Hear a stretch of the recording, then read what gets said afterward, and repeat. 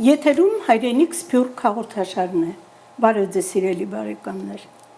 Բարեկամներ, այսօր երբ մեր Հայաստանում տակնուվրա վիճակ է, բոլոր առումներով տակնուվրա վիճակ է, ես ուզում եմ մի այդպես հետադարձ հայացք գցենք մեր այն պատմության ընթացքի վրա, որին ծանոթ ենք այսօր բոլորս։ Չեմ խոսում հազարամյակների առաջվա պատմության մասին, այն պատմության, որի ականատեսն ենք եղել եւ տեղյակ ենք ամենայն մանրամասնությամբ։ Եվ այդ պատմությունը զարմանալիորեն իսկական ողբերգական մի պատմություն է։ Մենք շարունակաբար հանձնում ենք մեր հողերը։ Շարունակաբար։ Արևմտյան Հայաստանը ցեղասպանությամբ վերցրեցին, դրանից հետո շարունակեցին իրենց արշավը, վերցրեցին Նուխին, մեր պատմական, վերցրեցին մեր պատմական Գանձակը, վերցրեցին մեր պատմական Նախիջևանը, մի քանի օր առաջ վերցրեցին մեր պատմական Արցախը եւ կարծես թե սահմանները նեղանում են։ Սա զգուշացում է, սա արթնացում է բոլոր աշխարհի բոլոր հայերին։ Այս ինչ է կատարվում, ինչ է կատարվում մեր պատմության այդ, ով է դա անում, ինչու մենք անդրադարձը չունենք, ինչու, ինչ պատճառներով մենք այդքան հեշտությամբ մեր հողերը հանձնում ենք եւ թշնամին նույնն է, միշտ նույնը, թուրքը եւ ռուսը միասին։ Եվ այսօր մենք խոսելու ենք Նախիջևանի մասին։ Այն Նախիջևանի մասին, որը Ղարսի պայմանագրով, որը տեղի ունեցավ 21 թվականի հոկտեմբերի 13-ին կնքվեց Ղարսում, ընդ որում այդ պայմանագիրը կնքում էին երկու պետություններ, Քեմալական Թուրքիան եւ Բոլշևիկյան Ռուսաստանը, որոնք երկուսն էլ չճանաչված պետություններ էին, եւ առանց Հայաստանի էր կնքվում։ Այսինքն ապերունության, խարդախության, ինչպիսի փայլուն եւ ինչու դրա արգելքը չեղավ։ Իհարկե, ի պատիվ Միասնիկյանը չեղալ հայտարարեց այդ կնքված պայմանագիրը, բայց որևէ ձևով չկարողացավ փոխել նրա ճակատագիրը։ Եվ մինչև այսօր Նախիջևանը Հայաստանի կազմի մեջ է գտնվում։ Բայց այսօր Ալիև կոչված ողբերգությունը Ղարսի պայմանագիրը վերանայում։ Եվ թե ինչ է վերանայում, որ կետն է վերանայում եւ ինչ նկատառումներով այսօր կզրուցեմ պատմական գիտությունների տեխնացու Գևորգ Նազարյանի հետ։ Ողջույն, Նազարյան։ Ողջույն, Տիկնան։ Ես չեմ հասկանում ինչ է կատարվում մեր ժողովրդի հետ, այս ինչ է կատարվում։ Այսինքն այսքան հանձնել, այսքան տալ, ինչն է պատճառը, այս կռվող, այս հզոր ռազմական ժողովուրդը ինչու այս աստիճանի հասավ, այսքան հեշտ զիջելու։ Ահավասիկ ես թվարկեցի ինչեր կորցրեցինք եւ այսօր Նախիջևանի պայմանագիրը, Ղարսի պայմանագիրն է նորից վերանայման ենթարկում Ալիևը։ Ինչ նպատակով, ինչն է ուզում գտնել, ինչն է ուզում հարմարեցնել։ Նախիջևանը ինչպես անցավ իրենց։ Մինչև այսօր օրենքով, քանի որ Միասնիկյանը չեղյալ էր հայտարարել այդ պայմանագիրը եւ Ռուսաստանի սովետականացման, դա Հայաստանի կազմի մեջ է։ Դա ինչպես են կարողացել վերցնել եւ շարունակում են այդ գործընթացը։ Խնդրեմ, ամենայն մանրամասնորեն մեր ժողովրդին բացատրենք, թե չգիտեմ, սա արտնացում կլինի, սա ստապվել կլինի, բայց այսքան հանձնել ու հետո երկել։ Ողբերգական երկեր կորցված Արևմտյան Հայաստանի մասին, Գանձակի մասին, Նուխիի մասին, Արցախի մասին, ու շարունակենք ողբալ եւ ընդ որում դալիչներն էլ ծափահարում են այդ երկերին։ Ինչն են ծափահարում մեր կորցրած հողերը, թե այն հողերի կորցրած երկիչը որ լավ է կատարում այդ կորցրած հողերի երկը։ Գիտեք ինչ, անկեղծ ասած, ես այդքան Ալիևին չեմ մեղադրում, ինչքան մեղադրում եմ մեր սեփական, ասենք, իշխանությանը, երբ որ ինքը միայն ասում է այն ինչպես այս ապօրինի պայմանագրերով, ինչպես դուք նշեցիք, այն գծված սահմանները, որը անգամ 30,000 քառակուսի կիլոմետր չի կազմում, ընդամենը դա է Հայաստանը։ Ալիևը, գիտեք, ինքը հետապնդում է իր երկրի շահերը, ինքը կեղծում է պատմությունը, ինքը ապօրինաբար ամեն տեսակի քայլերի դիմում է ուժի, ինքը պաշտպանում է իր երկրի շահերը, թեև ինքը անգամ թյուրքական ծագում չունի, գիտեք, ինքը թրքացված քուրդ է, այո։ Իդեպ են Սյունիքից, իր ընտանիքը ժամանակին հաստատվել է Սյունիք հետ, Սիսիանի կողմերը։ Եվ ինքը կատարում է իր երկրի շահերն է հետապնդում, բայց ուրա մեր սեփական երկրի շահերը պաշտպանող իշխանությունը։ Ես այդպես հարցը կձևակերպեի եւ մենք կգանք իհարկե այդ որ ինչպես է պայմանագիրը ապօրինի, բայց քանի որ անգամ միայն շատ անգամ լսում ենք անգամ մեր իշխանություններից, որ ասում են ինչ որ ունենք, սա է Հայաստանը, եթե կարճ թույլ տաք միայն նշեմ Նախիջևանի հայկական պատկանելիության վերաբերյալ, այո, նախ ամենահնագույն աղբյուրներում ինքը հենց Նախիջևանը մեր վաղնջական այդ հայկական պետական կազմավորումների կազմի մեջ է, թե Արարատյան թագավորության եղե, թե Մեծ Հայքի թագավորության կազմի մեջ է եղել, ինքը փաստորեն հիմակվա այս Նախիջևանի ինքնավար հանրապետություն կոչվածը, այս ապօրինի միավորը մի քանի հայկական գավառների վրա կազմվեց, մասնավորապես պատմական Նախճավան, որտեղ հնագույն գրաբարյան ձևը Նախճավան է, ոչ թե Նախիջևան, այո, Նախճավանի մասնավորապես եւ Գողթն գավառի տարածքում, բայց նաեւ հարակից, ինչպես օրինակ Շարուրի դաշտ ունենք այդ գավառը, որը պատմականորեն Այրարատի նահանգի կազմի մեջ է մտել։ Իհարկե Գողթնը եւ Նախճավանը հիմնականում մտել են Վասպուրականի կազմի մեջ, բայց նաեւ սերտորեն կապված են եղել Սյունիքի պատմության հետ։ Նաեւ հարակից այդ Երնջակ գավառը կա, որը էլի մի մասը մտել է այսպես կոչված այս ինքնավար հանրապետության մեջ Նախիջևանի։ Այսինքն ինքը կազմվել է պատմական հայկական հողերի վրա, մենք մեզանից նրանք, որոնք կարդացել են մեր պատմական խորենացի եւ այլն, գիտեն, որ Գողթն գավառը հատկապես հայտնի է եղել մեր գուսաններով, որոնք ինքը ինչպես ասում են, մեր պատմությունը ասենք երգի ձևով մեզ փոխանցում էին։ Այսինքն հնագույն ժամանակներից ինքը կարևոր ոնց որ մեր մշակույթի մաս է կազմել, շատ կարևոր կենտրոն է եղել հայկական մշակույթի Գողթն գավառը եւ անգամ արտահայտությունը կա Գողթան գավառի երգերը, այո, իրենք տեսեք օրինակ այդ բոլոր մեր պատմությունները իրանք այդ երգի ձևով Արտաշես եւ Սաթենիկ, Հայկ եւ Բել, Արա Գեղեցիկ եւ Շամիրամ եւ այլն այդպես են փոխանցել երգի ձևով Եվ դա հասկանալի է, որովհետև իհարկե մենք գրավոր նաև աղբյուրները ունեցել ենք, բայց ժողովրդական առումով այդ երգի ձևով, երբ որ իրենք փոխանցել ենք, այդ տպավորի, այդպես են այսպես դասավանդ է հայոց պատմությունը։ Որը կատարյալ ճշմարտություն է եղել։ Այո, մի քիչ առասպելացված, մի քիչ այո, բնական է, ավելի գեղեցիկ բայց գաղափարը հարազատ եւ ճիշտ գաղափարն է եղել, պատմական իրողությունն է։ Այո, եւ այդպես միջնադարյան ժամանակում նույնպես Մեծ Հայկի անկումից հետո մի պահ նորից մարզպանական Հայաստանի կազմի մեջ է եղել, մենք տարբեր նախարարական տներ ենք ունեցել, Մուրացաններ, Արծրունիներ, Սյունիներ, որ պարբերաբար իրենք են իշխել այդ տարածքների վրա եւ այսպես ձեռքից ձեռքի անցել, բայց հայկական պատկալեությունը միշտ նույնն է մնացել, ազգաբնակչությունը հայ է եղել, դարերով ի վեր Գիտեք, շատ անգամ տեսեք, օրինակ Փաշինյանից էլ լսում ես, որ ասում է պետականության անկում է եղել 11-րդ դարում։ Նախ 11-րդ դարում պետականության Բագրատունյաց անկումից հետո էլի այդտեղ գերակշիռ ճնշող մեծամասնությունը հայ է եղել մեր Հայաստանում։ Բացի դրանից մենք այլ պետական միավորներ ենք ունեցել, որ դրանից հետո դարերով գոյատևել են, ինչպես օրինակ Զաքարյան Հայաստանը, որ այդ Զաքարյան իշխանները, որ իրենք են իշխել Գողթն գավառում, Սյունիները տեղում են իշխել, մեր այլ նախարարական տոմեր են, այսինքն միշտ այդտեղ հայապատկան եւ հայկական ներկայություն դարերով ի վեր եղել է։ Եթե մեկը դա կասկածում է կամ կասկածում էր, կարա պատմական հուշարձաններին նայի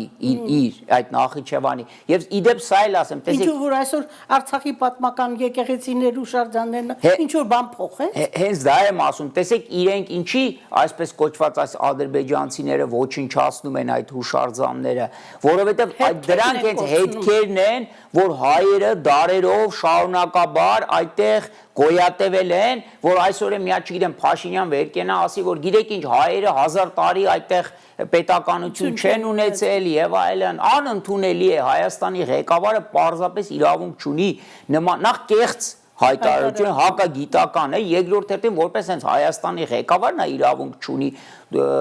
ասենք եթե դա Ալիևից կամ Էրդողանից լսենք, միգուցե կարող զայրանում ենք, իհարկե, բայց երբ որ լսում ես քո սեփական ղեկավարը, այլևս չես իմանում իհարկե, անզորությունից։ ճիշտ եք։ Եվ այսպես գիտեք, այնտեղ մի շարք կարևոր նաև մշակութային օջախներ են ունեցել Նախիջևանում, քաղաքներ, ինչպես հատկապես Հին Ջուղան։ Հին Ջուղան հայտնի է ամբողջ պատմության ամբողջ աշխարհով մեկ ինքը գիտեք, հատկապես Գողթն գավառը, Նախճավանը, առհասարակ, որ այդ ուրեմն այդ արևտրի ճանապարհների վրա է եղել, ինչպես Մետաքսի ճանապարհը արևելքից դեպի արևմուտք։ Չինաստան է Այո, այդ Արաքսի հովիտով որ անցել են այդ ճանապարհները, ինքը շատ կարևոր հենց Արաքսի ափերին Ջուղան կամ Հին Ջուղան ինքը շատ կարևոր դեր է ունեցել եւ այդտեղի վաճառականները համաշխարհային համբավ են ունեցել միջին դարերում արդեն որպես շատ կարևոր այդ հայկական միջազգային առևտրական ցանցի կարևոր սյունը, որ այդ ջուղայեցի վաճառականները իրենք արել են Եվ ջուղայեցի վաճառականների խոսքը խոսք էր, ասած էր եւ աշխարհը ընդունում էր հայերին առևտրի բնագավառում ազնիվ խոսքի հիման վրա, ազնվական կեցվածք ունեին բոլորը եւ հայտնի աշխարհում է ջուղայի պատմությունը։ Ճիշտ եք, այո, եւ այդ գերակշիռ ճնշող հայկական մեծամասնությունը Նախիջևանում շարունակեց գոյատևել Ջուղայում, Ագուլիսում, կողքետ Նախճավանենց քաղաքում եւ այլն կարևոր այդ քաղաքներն էին հիմա կվայս Նախիջևանում մինչեւ 17-րդ դարի սկիզբը ցավոք սրտի 17-րդ դարի սկզբին գիտեք այդ Շահ Աբասի բռնի տեղահանությունը տեղի ունեցավ Միայն ջուղայի շուրջ 30,000 մեկ քաղաք ենք խոսում դու 100,000-ավոր այդ Արարատյան դաշտից ես Նախիջևանից հայեր հանեց եւ դա մեծ հարված էր Նախիջևանի այդ հայկական բնակչությանը դա տեղի ունեցել 1605-1906 թվականներին բայց անգամ դրանից հետո որոշ հայկական էլի ներկայություն թե ջուղայում թե հատկապես Նախիջևանում մնաց Բայց հենց դա է որ բավականին մեծ հարված հասցրեց Ես գիտեք նախորդ հաղորդումների ժամանակ էլ խոսեցի այո մենք ասում ենք այսօր պարսիկները մեր ընկերներն են մեր հարևաններն են բայց ամենամեծ վնասը մեզ հենց մեր պատմության այո գիտեք հատկապես Շահ Աբասի այդ տեղահանությունը արևելյան Հայաստանի այո ասում է Ադրբեջան է դրա վրա է ճիշտ է եւ ինքը բռնում էր այդ կիսաքոչվոր այս թյուրքական ծագում ունեցող այդ ցեղերին թուրքմենական եւ այլն այդ ղզլ բաշներ եւ այլն բերում էր բնակեցնում էր հենց այդ նույն ավիրված ջուղայում տեսեք իրենք դադարքեց ջուղան բռնի տեղահանեց Արաքս գետը անցնելուց շատերը մահացան հայերից հրկիզեց ջուղաքաղաքը հին ջուղան հրկիզեցին որ էլ այլևս չվերադառնան այդտեղ գիտեք իբր թե ինքը հիմնավորում էր որ այդ նոր ջուղան պետք է կառուցվի հիմա կվայս ներկայիս Իսֆահանի մոտ այդտեղ շենացնեմ ոնց որ դա բայց դա մեծ ժողովրդագրական հարված հասցվեց Արևելյան Հայաստանին Արևելյան Հայաստանում անկումը դրանից հետո սկսեց որ ահագին դարեր էր պետք որ նորից այդ ժողովրդագրական անկումը վերականգնվեր Թուրքմենստանի թուրքերը իջան վերաբնակեցվեց այո այդ ղզլ բաշները որտեղ ինքը դրանց վրա էր հիմնվում այո եւ իրենք այս կեղծ այս ադրբեջանցի որ այդ ժամանակ անգամ ադրբեջանցի չեն խոսում Կեղծում են պատմությունը, դրա մասին չեն խոսում, որ իրենց ներկայությունը հիմնականում այդ ժամանակվանից է եւ ասում են, տեսեք, հայերի իբր թե հետո են եղել 19-րդ դարում են եկել։ Մենք գիտենք ամբողջ համաշխարհային գիտական խոսքը գիտի, որ դա փաստերի կեղծում է, բայց նորից եմ ասում, Հայաստանը իշխանական մակարդակով երբեք մենք չենք լսել, որ մեր ղեկավարները այդ թեզերը կրկնեն, որ այսօր ենք լսում։ Դա է անընդունելի։ Ոչ միայն եւ ապշում ես ու դա անընդունելի է։ Քիչ էր մնում կապված ստանա եւ Նիկոլը հայտարարեց Հայաստան մենք չենք ունեցել նոր եկավ այո հա դու բերեցիր Ալիևի թեզերի կրկնությունն է Ալիևի թեզերի կրկնություն Էրդողանի սափելի արդեն չես իմանում ինչ ասես ոնց ասես ինչ խոսքով ասես քեզ դու ղեկավարես թե ինչ ես Իհարկե Ասում եք Ղարաբաղում մենք ոչ դպրոցներ ունենք, ոչ իման չունենք, ասում եք։ Ղարաբաղը որ մելիքների կենտրոնն է եղել եւ հզոր մելիքություններ են եղել, ամենամաքուր ամենապատմական օղերն են եղել հայկական։ Մեսրոպ Մաշտոցը առաջի հայկական դպրոցը Ամարաս վանքում է հիմնադրել։ Ինքը հայկականության ամենակենտրոնն էր հենց Արցախը, հայկականության կենտրոնը ինքը դպրության իր առաջի կենտրոնը Ամարաս վանքում, որ հիմա գերության մեջ է, Արցախում է հիմնադրել։ Եվ նույն Ալիևը եւ իր հիմար քաղաքացիները ժողովուրդ ասում են տեսեք ինչու են ասում Ղարաբաղ թուրքերենով Սևագի կոչում Ղարաբաղը, բայց ով ասեց, որ Ղարաբաղը եղել, Արցախը եղել, իր հին անունը, պատմական անունը, հազարամյակներով Արցախ է եղել։ Դուք սարքեցիք Ղարաբաղ արհեստականորեն։ Եվ իդեպ թե Նախիջևանը, թե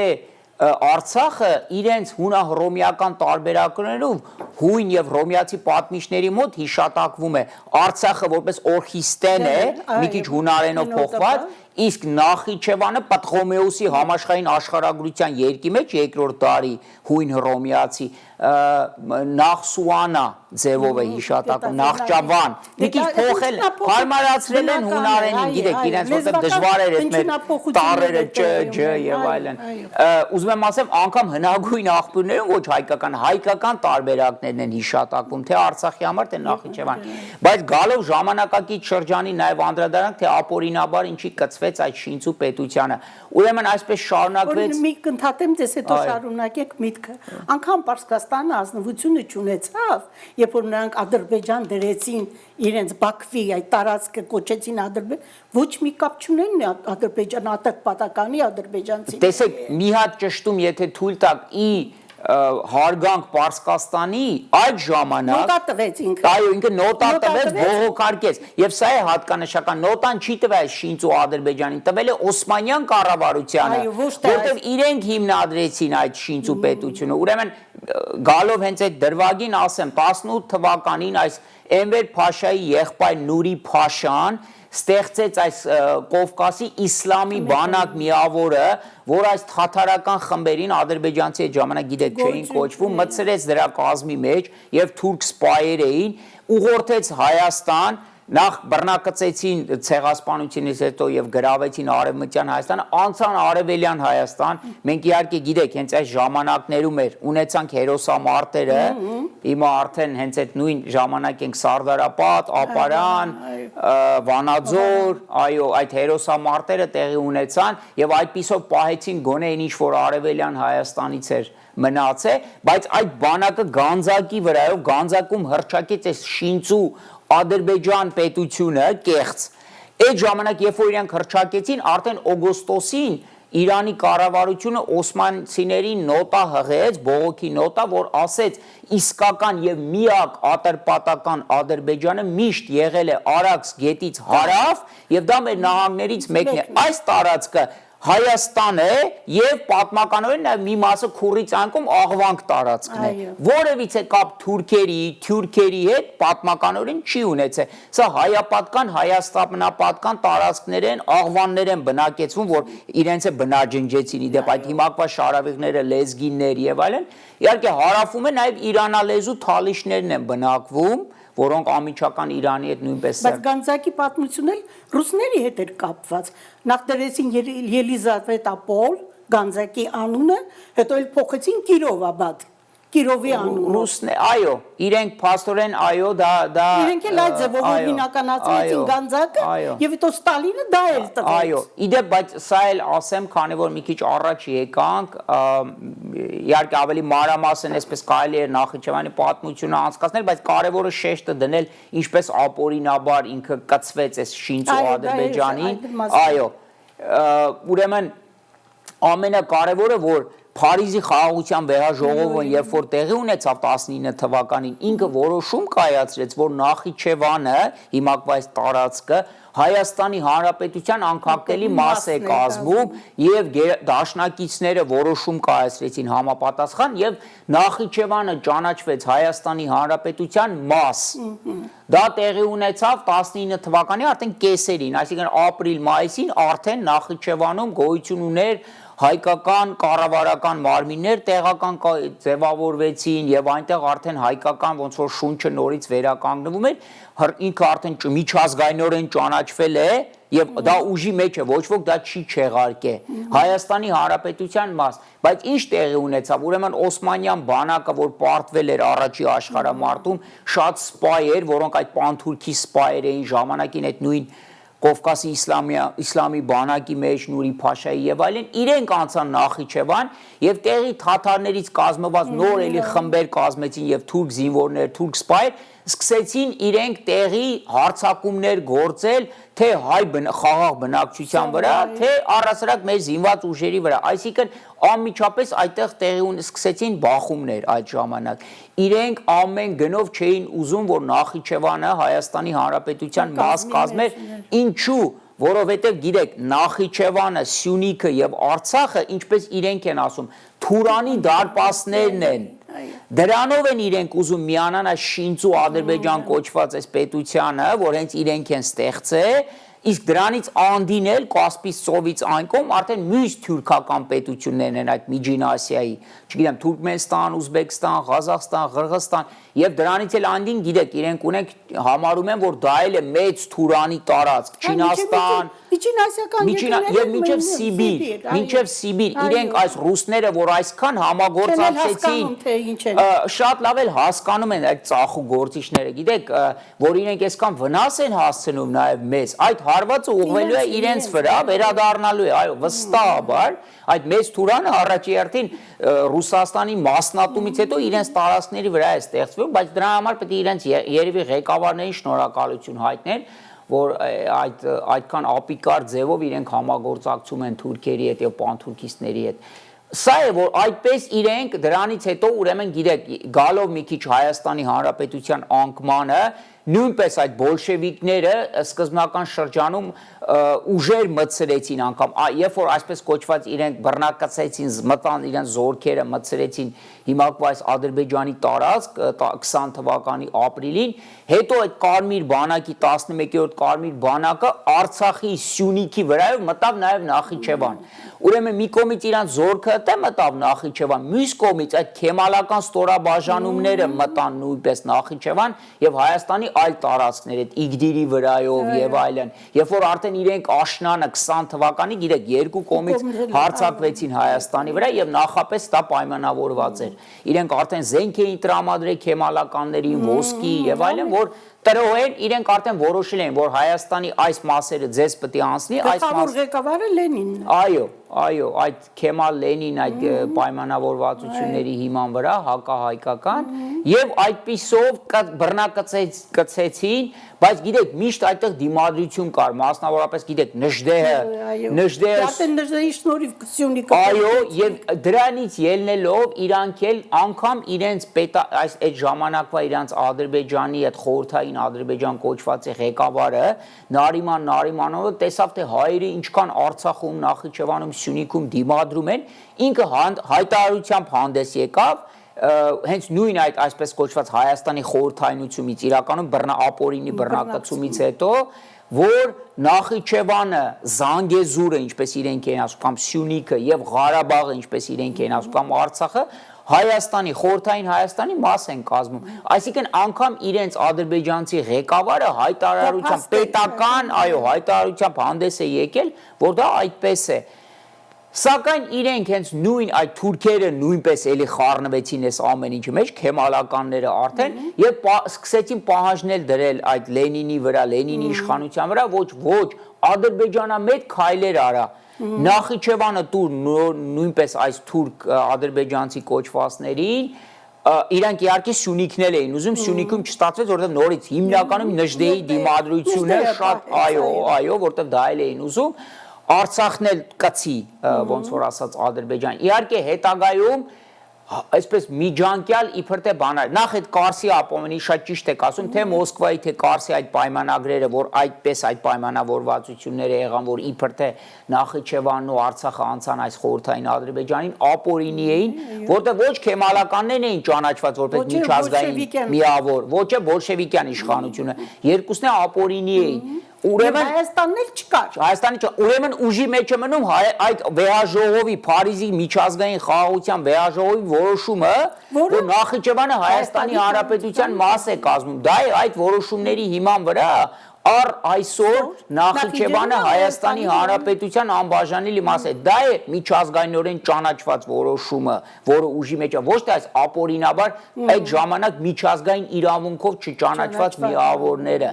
այդպես իրենց անցավ, բայց տեսեք անգամ հայերին որոշակի իբր թե կիսով չափով բավարարելու համար, որտեղ ուժեղ հայկական դիմադրություն կար, իրենք թե Նախիջևանում ստեղծեցին հայկական ինքնավարություն, անգամ այդ ժամանակվա այդ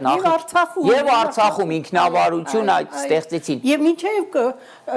Ղարաբաղյան շարժումը Արցախը ինքնավար հայկական միավոր է,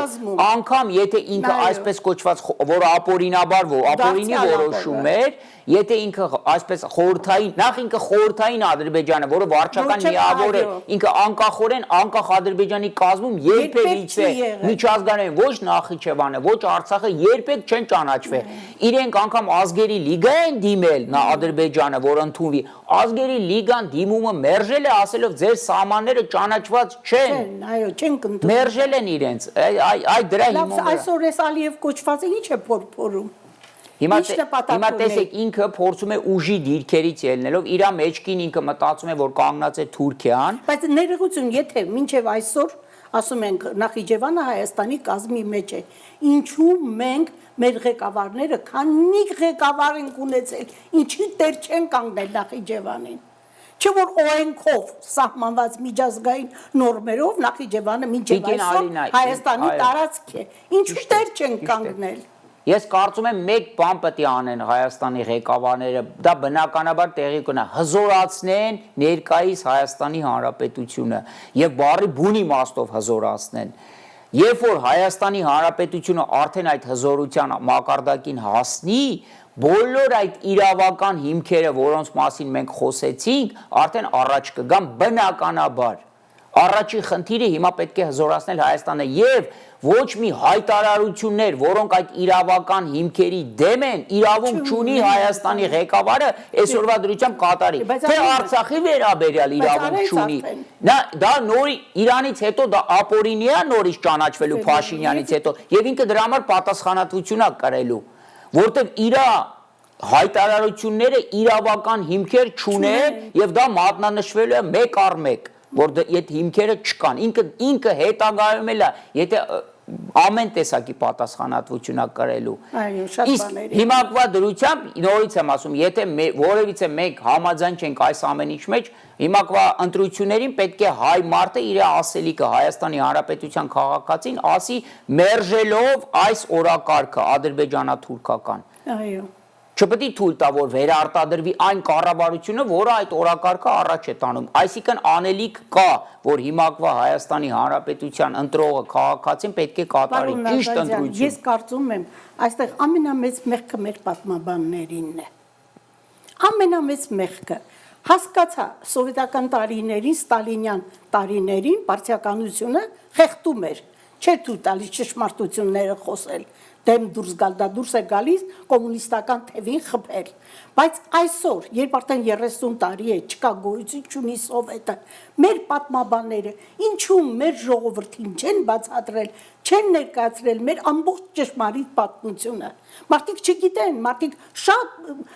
ձեզ թվում է, որ ամբողջ Հայաստանի ժողովուրդը այնտեղ 10%-ն է, որ պատմություն գիտի, մնացածը չգիտեն, եւ եթե իմանան կսարսափեն, որ ապօրինի մեր հողերը գրավել են եւ այսօր էլ գրավում եւ վաղնել են գրավելու։ Տեսեք սահմանը ոնց են նեղացնում, որ տեսնում են ժողովուրդը չգիտի պատմությունը, գրագետ չի տգետ է։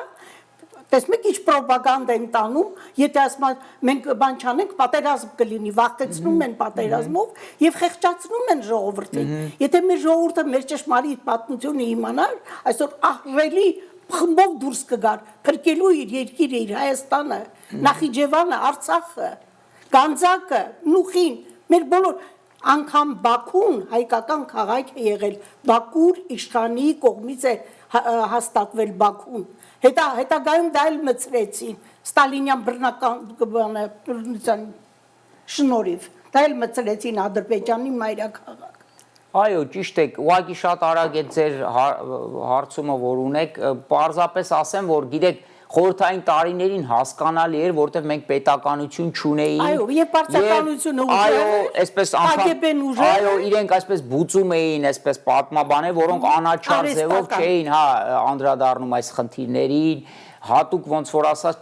ձև էին, այսպես ասած, ցույց տալի, որ ինչ պետք է ներկայացնես եւ այլն, կարող էին իրենք քննադատեն, որ ինչի այդ 11-րդ կարմիր բանակը մտավ քեմալականների միացավ, Հայաստանի անկախությունը կործանեցին, երկիրը մասնատեցին, իհարկե չէին կարող, չէ, բայց հիմա է անընդունելի, հիմա ժամանակակից արդի անկախ Հայաստանը պետք է հենց այդ մենք ամեն ձևով մեր իրավունքների Բայց այսօր էլ են վախենում, բալիս բարձում է պատմում։ Այո, դրա համար այդ եմ ասում, հիմա վտանգը գիտեք ինչ է, որ Հայաստանը կարա այս թուրք-ադրբեջանական ոնց որ ազդեցության տակ ընկնի եւ այդպես հիմա իրենք մեր դեմ օգտագործում են փափուկ ուժ այս խաղաղության օրակարգի տակ տեսեք որ ինքը ասում է սա ամբողջ արևմտյան Ադրբեջան է պետք է նորից ադրբեջանցիներ հետ բերեն այո դուք կարծում եք ինքը անգամ որ խաղաղության պայմանագիր կնքի այդ ծրագրից հետ է կանգնելու Ալիևի նման բռնապետ մարդակերը Էրդողանի նման մարդակերը կարծում եք այդ մարդիկ որ իբր թե մի հատ թղթի կտոր ստորագրեն իրենց այդ հակահայկական օրակարգից հետ են հա բայց նրանք դարերով են եղել դարերով է եկել Մեր կողմից կատարյալ միամտություն կլինի, որ կարծելով այդ մարդիկ պետք է իրենց օրակարգը փոխեն, իրենք հետապնդում են մի բան, իրենց պետական ազգային շահերը պան-թուրքիստական ծրագիր է աշխատում։ Հայաստանը առանց հայերի իրենք ուզում են միավորվեն։ Հիմա տեսեք, այսպես կոչված այս Զանգեզուրի միջանց եւ այլն իբր թե դա տնտեսական ծրագրեր չեն, դրանք քաղաքական ծրագրեր են, դրանք պան-թուրքիստական ծրագրեր են։ Իրենք հենց ուզում այդ 300,000-ը հատկապես կուզենան, տեսեք այդ ճանապարհը որ լինի, տեսեք ինքը ասում է ազատ պետք է աշխատի եւ հենց այդտեղ բնակեցվի, դա միջանց ստեղծի, այդտեղ իրենք վերահաստատվեն եւ արդեն այդպիսով նորից Հայաստանի վերաթրքացման այդ գործընթացը նորից խաղաղ ձևով տեսեք ընդ 90 միլիոն կա ընդ Թուրքիայից մի քանի 100,000 գա Ադրբեջանում 10 միլիոնից ավել է մի քանի 100,000 գա դա արդեն մեր մի քանի միլիոնանոց Հայաստանի վերջն է Թուրքերը մտնեն շատ օրինական հայ պատիվ ունեցող դուրս են գալու Հայաստանից եւ իրենք արտագաղթելու են եւ ինչպես են ասում միջավայրը թողնելու են եւ իրենք նաեւ օգտագործելու են իրենք օգտագործել են իրենց տնտեսական լծակները այդ պանթուրքիստական փափուկ ուժի օրակարգը առաջ տանելու համար։ Եվ սարսափելի մի բան, նայեք, անգամ այդ 300,000-ի գաղափարը պատահական գաղափար չի։ Եթե նա 300,000 մտցնում է Հայաստան, 300,000-ին պաշտպան է կանգնեցնելու իր ուժերը։ Եվ պատկերացնում եք մի հատ միջադեպ լինի, դա արդեն պատրվակ է, որ ինքը կարա զորք մտցնի, որ պաշտպանի արևմտյան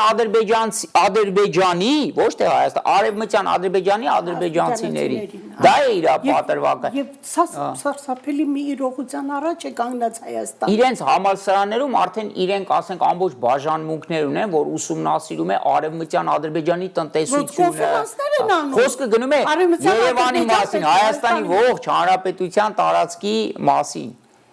Իսկ մենք ինչպես ենք հակազդում, մենք ասում ենք Արցախը երբևիցե մերը չի եղել, մեր երկրի այսպես կոչված ղեկավարը։ Դրա համար ասում են պատմական հնարավորություն է, ընտրություններ են գալի, պետք է ճիշտ ընտրություն կատարվի։ Մեր ճանապարհը թրքացման ճանապարհն է, դե նորից ազգային իշխանության վերահաստատելու։ Որը ցեղասպանության ճանապարհն է։ Այո, դա սպիտակ ցեղասպանություն։ Ոչ էլ սպիտակ Հենց կարմիր ցեղասպանություն են լինելու։ Իրենց ցեղասպան ծրագիրը, այո, տեսեք, դա էլ առանձին մի նյութ է, մենք 15 թվի մասին կտրված ձևով ենք խոսում։ Ցեղասպանությունը այսօր էլ է շարունակվում։ Շարունակվում է Արցախում, շարունակվում է այսպես այս Զանգեզուրյան միջանցքի ձևով, արևմտյան Ադրբեջան ձևով, հայաջինչ Թուրքի այսպես կոչված ադրբեջանցու հայաջինչ քաղաքականությունը շարունակվել է եւ շարունակվելու է։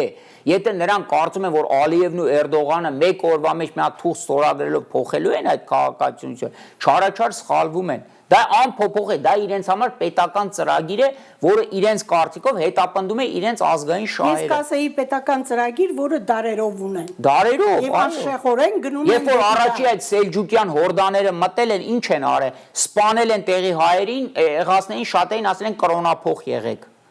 11 ական քաղաքում 100,000 հայ մենակ այդտեղ սրի են քաշել։ Անիում տասնյակ հազարավոր հայերի սրի են քաշել եւ անմիջապես սկսվել է այդ թրքացման գործընթացը։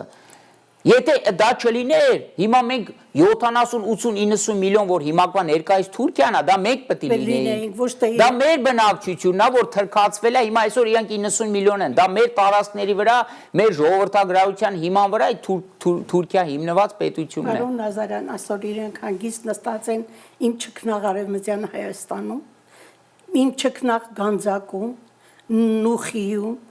Արցախում, Նախիջևանում եւ ֆրֆռում են Հայաստանի 4 բոլորը։ Գիտեք, երբ որ այդ ֆուտբոլային դիվանագիտության ժամանակ Աբդուլլա Գյուլը եկավ Հայաստան, դրան տարան պատտացրեցին հրապարակով, ասեց, «Էս ինչ լավն է, էս ինչ սիրուն է»։ Ես շուրեք Արտեմին ասացի, Արտեմ իշիր խոսքերս, սրանք դա էլ են վերցնելու։ Սրա աչքը ընկավ Հայաստանի վրա։ Սա էլ են վերցնելու մեր ձեռքից։ Եվ սարսափ եմ ապրում ամեն անգամ, երբ Արարատ ֆիլմը վերհիշում եմ, Արարատ ֆիլմի մեջ մի հատված կար, որի համար ես բախվեցի եւ Արսինեին, եւ Ատոմե Գոյանի հետ։ Այնտեղ մի հատված կար, թուրքը Աշիլ Գորգուն ասում էր, դուք հայերդ չեք կարողանում հող պահեք, դու գրպանի ժողովուրդ եք։ Մենք դա էլ ենք ձեր ձեռքից վերցնելու, ձեր Հայաստանն էլ։ Եվ ես էլ զայրացա եւ Արսինեին եւ բանին Ատոմե Գոյանին Երևանում հանդիպեցի, ասեի, լավ, դուք ասել եք, դուք չգիտեիք մեր պատմությունը, Շարլը ինչպես էր թույլ տվել, որ այդ արտահայտությունը այդ ֆիլմի մեջ գնար։ Բայց այսօր սարսափով նայում եմ, որ այո, փաստորեն մենք ենք թույլ տվել։ Մեր ղեկավարները, ապաշնոր ղեկավարները։ Դիրքերի, օրինակ այդ հասարակ մի բան է, չէ, ամրաշինական առումով հավատացեք, ինչքան այդ դավադիր հակահայկական ծրագիրը կար, չէ, եթե դիրքերը ավելի լավ ներդրումներ կատարվեր, ոչ թե ասում են ճանապարհներ էին սարքում, չգիտեմ, դրանից որտեվ ավելի շատ այդ գումարներ էին աշխատում եւ այլն։ Տեսեք, մնաց այդ ամեն ինչը այդ Ադրբեջան դիրքերը, եթե ամրաշինական աշխատանքները շատ ուրիշ ձևով երկար տարիներ արվեր, թե այդ դիպուկահարների զոհերը չէին լինի, որ տեղի ունեցան 10-20 տարի, չարվեց դա, թե դիրքերը ավելի, այն դիրքերը, որոնք ավելի ճիշտ ամրաշինական։ Ժողովուրդը այսօր էլ մեր կռվող ժողովուրդ է։ Այո։ Հանճարեղ կռվող պատվի ժողովուրդ է։ Բայց տեսեք ինչի մեջ ամեն ինչ արեցին, որ մենք Արցախը կորցնենք, ամեն ինչ, դավադիր հակահայկական հսկայական մի հատ դաշինք են կնքել։ Այնտեղ մի 10 պետություն երևի մեր դեմ էր, լրիվ մենակ թողեցին մեզ։ Լրիվ մեզ մենակ թող եւ այո, եւ ղեկավարների ապաշնորհությունը այն էր, որ իրենք պետք է հենց անեին, որ մենք մենակ չմնայինք, որ այդ կորուստը տեղի ունենա։ Ավելի սարսափելի մի երկիր, որը ունի մոլիբդեն, որը ունի ուրան եւ որը ունի հանճարեղ ֆիզիկոսներ, մեր ղեկավարները չկարողացան մեր ատոմը ստեղծեին, այսօր Իսրայելը մատ է թափ տալի աշխարհի վրա, որտեղ ատոմ ունի։ Հիմա ես ուրիշ, հիմա տեսեք, մենք էլի ընտրության պահը գալիս է, Տիկին Արինա, ճիշտ որոշում կայացնելու ենք, որ չվերարտադրվի այն իշխանությունը, որը պետք է այս թուրք-ադրբեջանական օրակարգը Հայաստանում տանի, թե ոչ։ Հիմա մեր ժողովուրդը նորից մի հատ քննություն պետք է հանձնի։ Այ դիմեք ժողովրդին։ Դե ես արդեն ասեցի, չեմ ուզում կրկնվել։ Յուրաքանչյուր Հայաստանի Հանրապետության քաղաքացի։ Նախ պետք է անպայման մասնակցեն ընտրություններին եւ անպայման իրենց առողջ վերաբերմունքը ունենք, չունենք մի կտոր Հայաստան ունենք։ Հայաստանցիները, ասեցի, պատմության չիմացությամբ եւ իրենց մաքուր անմեղությամբ կարծում են դա մնալու է։ Ոչ, Հայաստանի գլուխ ուտելուց հետո անցնելու են անցնելու են Սփյուռքին, արդեն Գերմանիայից հայերին հանում են, Ամերիկայից հանում են հայերին, հետո էլ Սփյուռքի հարցն են լուծելու։ Հենց Էրդողանը միշտ ասում է, բոլորը ստապ եղեք սիրելի ժողովուրդ, ստապ եղեք, հասկացեք, որ մենք կորցնում ենք մեր հայրենիքը, մեր հողը, մեր պապերի հողը։ Մեր հանճարեղ ժողովուրդը դառնալու է հերթական ասորիները, թափառական ժողովուրդ։ Շնորհակալ եմ շատ։ Ես եմ շնորհակալ։ Էմոցիոնալ գնաց հաղորդում, բայց այլ կերպ լինել չի կարող, այլ կերպ լինել չի կարող։ Սա սարսափելի ինչ որ անում են մեր եւ սարսափելի է նաեւ որ աշխարհն է նրանց հետ։ Աշխարհն է նրանց հետ։ Գիտեք ինչ, աշխարհը միշտ ինչ է, հայը ինչու է նստած աշխարհի կոկորտին։ Ինչ կարող եք դա բացատրել։ Աշխատասեր ժողովուրդ, որ երկիրը գնում է զարգացնում այդ երկիրը, խաղաղ ժողովուրդ, երեքայի պես միամիտ, մաքուր, բարոյական ժողովուրդ, ինչու են ընկած վեր հետևից։ Ինչն է պատճառը, դուք կարող եք ինձ ասել։ Գիտեք, Տիկին Ալինա, ես մի քիչ ուրի այլ կերպ եմ նայում անկեղծ ասած։ Ես կարծում եմ, որ եթե մենք կամք ցուցաբերենք ազգային մակարդակով, անգամ այս ով որ հիմա այս իշխանություն եւ այլն իրենք չեն կարա դրա դեմ կնանք։ Պետք է ազգային համաժողովրդական կամք ցուցաբերվի։ Եթե դա տեղի ունենա, նույն անգամ այդ աշխարհի այսպես տերերը եւ այլն այդ իրենք էլ դրա հետ հաշվի կնստեն, բայց երբ որ իրենք տեսնում են, որ այդ դիմակայությունը Այդ չկա, պայքարը հայերին վերացնելու վաղուց է եղել, շատ վաղուց է եղել։ պայքարը կա, բայց Վաղուց է եղել։ Ցեղասպանությունը Թուրքիայով չեղավ։ Չէ, ճիշտ է, բայց ուզում եմ ասեմ այդ ինչ պետություններ մասնակցեցին ցեղասպանության։ Այո, չէ, ուղղակի իմ ասածս այն է, որ յուրաքանչյուր ազգ պետք է ինքը պայքարի իր իրավունքի համար այս արեգակի տակ։ Դա եմ ասում, այո, եթե չես պայքարում, ուրեմն վերջը վերանում ես, այո, տենց այդքան շատ օրինակ է։ Այսինքն գնում ենք բնության այո, իհարկե, դա աշխարհի երեսից։ Շնորհակալություն։ Ես եմ շնորհակալ։ Եվ ձեզ սիրելի հեռուստադիտողներ, մինչև նոր հանդիպում եթերում ցտեսություն։